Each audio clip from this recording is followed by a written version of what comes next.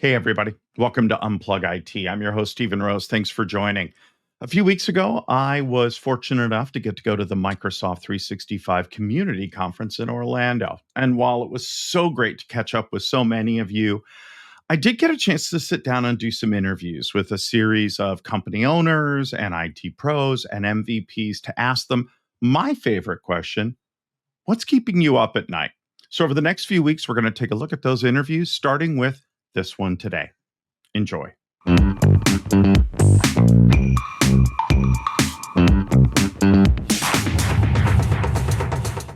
All right, we're here with Michelle Caldwell. Hi, Michelle. How are you? Hi, Stephen. I'm good. How are you? Good. Tell everybody what you do.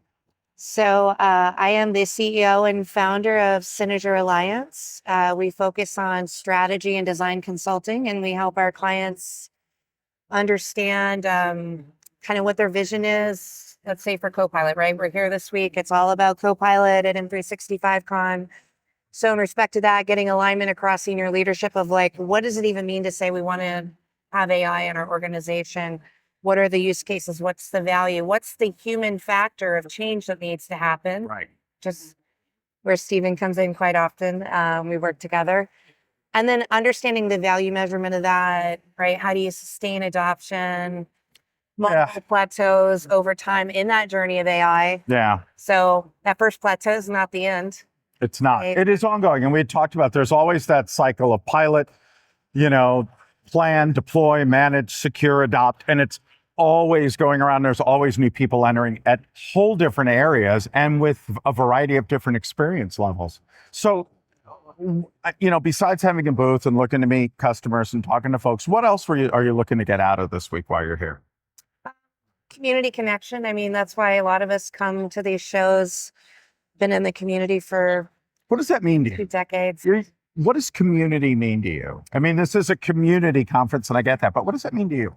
Means a couple of things. So I'm always interested to see what new partners in the ecosystem are doing. Like there's so much innovation just on this expo hall floor Yeah. that wasn't here a year ago.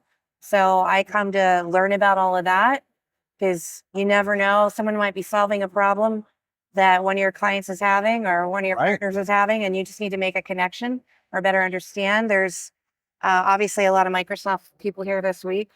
Yep. So reconnecting with some of those leaders and understanding Copilot's many Copilots. So Yes. there's an awful lot of innovation happening in engineering.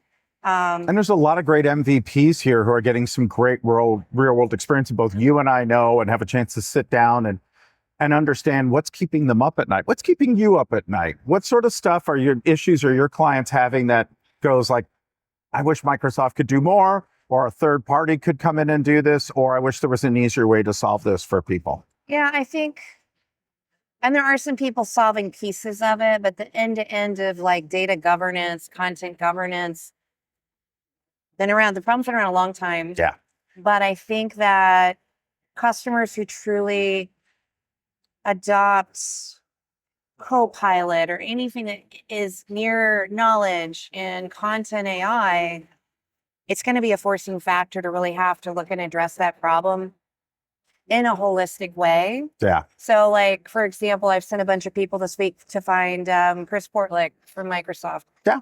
To go see what autofill for lists looks like, because there's some ways to apply autofill to help with some of this. And then there's other partners on the expo hall floor, ISVs, that have other point solutions that help start to solve that problem. Right. But I do wish Microsoft was looking at the more end-to-end holistic. I mean, we're in the Content AI Partner Program, which is meant to bring partners together to look at that more holistically. But there's still gaps, and archive and backup, right? I feel like there's a lot of missing tools that Microsoft does not have that you need to pick a good solution, and it's working with trusted partners, vendors, and MVPs to figure out what some of those are and to there's do no that. Yeah. solution to solve that problem is where No. I think the complexity. So I think about that a lot because our clients that really are excited about this space, they are in pilot mode, Yeah. but they're sometimes like kind of afraid or have concern that if I go enterprise wide, what am I going to expose? Right. What about all this old content I've been holding on to? Yeah. I haven't archived. I haven't really looked at. I just moved it to the cloud and hope for the best. Like some of that is stuff that needs to start getting really looked at. So What do you think is, let me phrase that differently. I had a great question that just flew out of my mind, and I get to edit this, so it's fine. I know, that's why I'm not worried about That's the good thing. What do you, okay. If you're sitting down with a client for a first time, what are the three kind of key things that you want to land with them when they go, hi, we want to do Copilot? What are like the three things? Because I talked about, earlier having good Teams usage and going through all your data and stuff. But what are like the three things that you say, look, these are kind of the three key pillars that we have to have, and from there we can build upon? Yeah, I think for us, the definition of leadership alignment and what that means when you say that. Yes. Because I found this, if I bring, a leader says, we want to do this. And I go, okay, where's your steer co around this as an organization, other senior leaders in your peer group, their parts of the business? Does that definition that you have match what they think? So getting alignment across the senior leadership team about what does it even mean for them to go on that journey? Right. Alignment there. And what the expectation is of when they arrive at the journey, and also how to track it, if you're on. Right. If you're on track, if you don't have the same definition of good or done. Right. Or what success looks like. Exactly. That's like, or who's most ready and why, or where are we going to start? All of that to me is table stakes of readiness. Yeah. Technical readiness is really important, but if you don't have the leadership readiness and alignment, this could be great. Yeah. And it may be seen as a failure. It didn't quite deliver, even though this definition over here says it did. But like maybe the COO doesn't believe that's true. Right. The CHRO, that means different things to different people. Okay. Number two. Understanding that prompt engineering is a starting point, but not an ending point. So that skill set's important to start. Right. You can have one or the other. You can't have both. You can either say, we want to be done by this date, or we want to start this date, but you can't really pick both. That's a great skill to have on the journey, but that kind of always got like the first plateau of like, we've done a good thing and people are understanding how to prompt engineer. Right. That's one skill in the toolkit. Right. For AI. You shouldn't stop there. Yeah. You can check the box and say, we're at this point, that's good, but don't stop there, because the real value is what comes after. Yes. As the organization matures and thinks about how to apply different kinds of AI to solve or innovate in the business. Right. And that comes at a different maturity stage. Yeah. And it may not even be AI. It could go, you know what? A Power App will do this really, really nicely. We don't need to go down that route. So it's also understanding, again, what the goal is and what success likes, rather than try to put a square peg in a round hole and go, yeah, we'll just AI it. And that'll be great. Just SharePoint it. Right. SharePoint it, AI it. That'll be good. Just do some SharePoint. And then your final kind of thought around that. I think the final point there, in a lot of organizations I talk to, are if they haven't rethought it, they're rethinking it now. What does it really mean to have a help desk, a support desk, the people that sit in the chairs and try to help your employees support the technology or adopt the technology? Yep.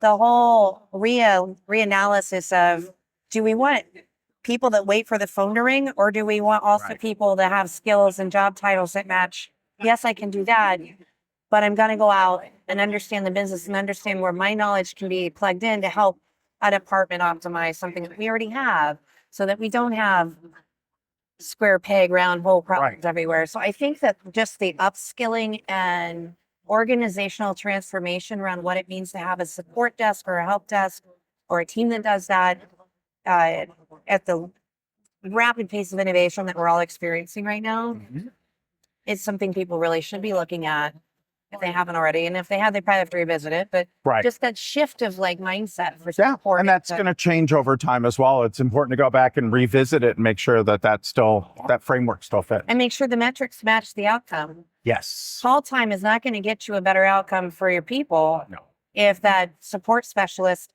can't spend the adequate time because their measurements say they shouldn't, right? Right. So how they're measured is another thing. Yeah, it's the quality and depth of the service as well. One final question that's completely different, but you and I both had life changes and started our own things around the same time. And what I want to ask you is, as a business owner, as a female business owner, what have you learned over the last year that you would say to somebody who's thinking about setting out on their own, starting their own company, especially as someone who is a very well-respected woman in the community, has good depth of IT knowledge? What would you say to folks out there? Don't do it alone. Don't do it by yourself. Always good. Yes, You and I know that. we do. Surround yourself with people that you trust and work with customers that you like. And outsource expertise. Dang. I have amazing business attorneys that help me make sure when I set my business up, Yeah. set it properly. Good advice about what category of business type to have. I have great accountants that help us. And you have some super smart people working on these projects that are just top of their game and really bring a lot of unique perspectives to things that I like. And sometimes there's some, I don't see it that way, we don't, but I think it always ends up becoming a positive and getting something interesting out of it. And I think being intentional about the culture you build, and culture builds over time, but we were very intentional about the kind of culture we wanted to have and attract people that may not want to be full-time employees, but are really, really smart, Right. bring stuff to the table, and they want to work with other smart people. And just that culture of respect and collaboration and transparency, it was an intentional choice for us. Absolutely. No, you've done an amazing job in a little over a year and have courted and started working with some really amazing clients. And We're fortunate for that. it wasn't fortunate for them, but you had a really good plan and surrounded yourself with really smart people and knew when to step back and when to step forward and when to be demanding and when to not. And that comes from a lot of experience, which you've had in spades in the past. And I think you brought it to something that's not just powerful, but I think really special. So I think it's great. How do folks learn more about you and Synozur and all the great stuff? You can find us at Synozur.com. They can find us on, Twitter's now X. You can find us on X and LinkedIn. Our LinkedIn page is probably our most active social channel, Awesome. which may not be a surprise for most, but You never know. you never know. I don't have a social engineer yet, so our social can be a little Hit and miss. quiet for a while and then Got it. really active. But our website or LinkedIn is one of the best ways right now. Awesome. Thanks. Everybody, Michelle Caldwell. Thank you. Thanks for joining me. Thanks for the time, Stephen.